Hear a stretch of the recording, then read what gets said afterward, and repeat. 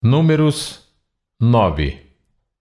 O Senhor falou com Moisés no deserto do Sinai, no primeiro mês do segundo ano, depois que o povo saiu do Egito.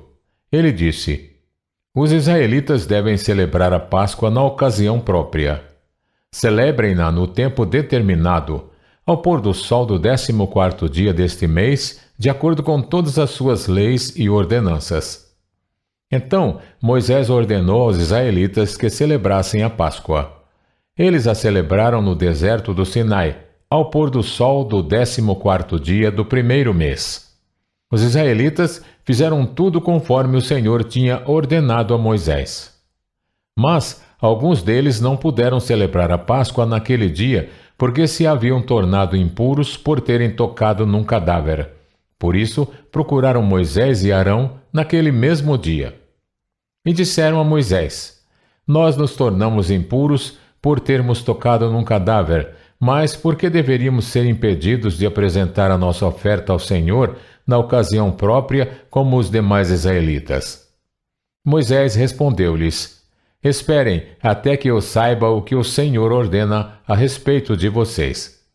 Então o Senhor disse a Moisés: Diga o seguinte aos israelitas: Quando algum de vocês ou dos seus descendentes se tornar impuro por tocar algum cadáver ou estiver distante por motivo de viagem, ainda assim poderá celebrar a Páscoa do Senhor.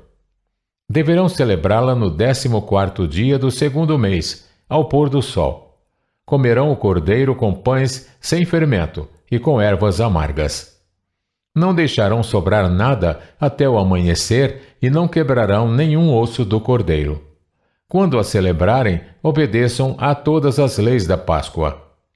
Se, porém, um homem estiver puro e não estiver distante por motivo de viagem, e ainda assim não celebrar a Páscoa, ele será eliminado do meio do seu povo, porque não apresentou a oferta do Senhor na ocasião própria.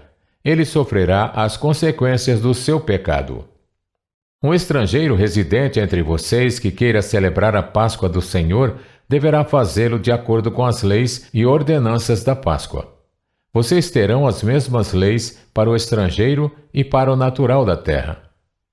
No dia em que foi armado o tabernáculo, a tenda que guarda as tábuas da aliança, a nuvem o cobriu.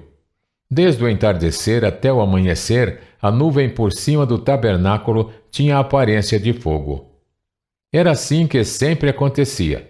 De dia, a nuvem o cobria, e de noite tinha a aparência de fogo. Sempre que a nuvem se levantava de cima da tenda, os israelitas partiam.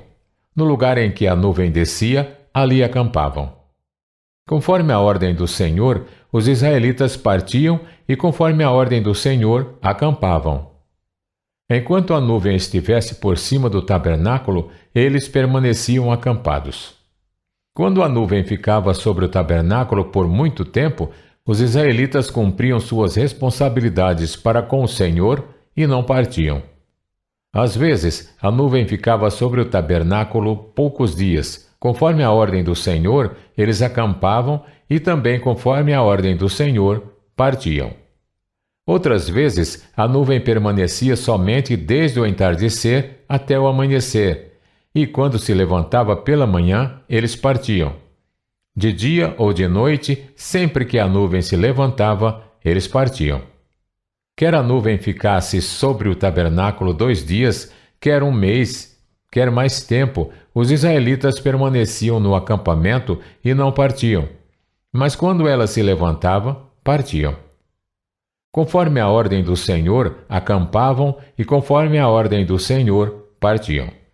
Nesse meio tempo, cumpriam suas responsabilidades para com o Senhor, de acordo com as suas ordens anunciadas por Moisés.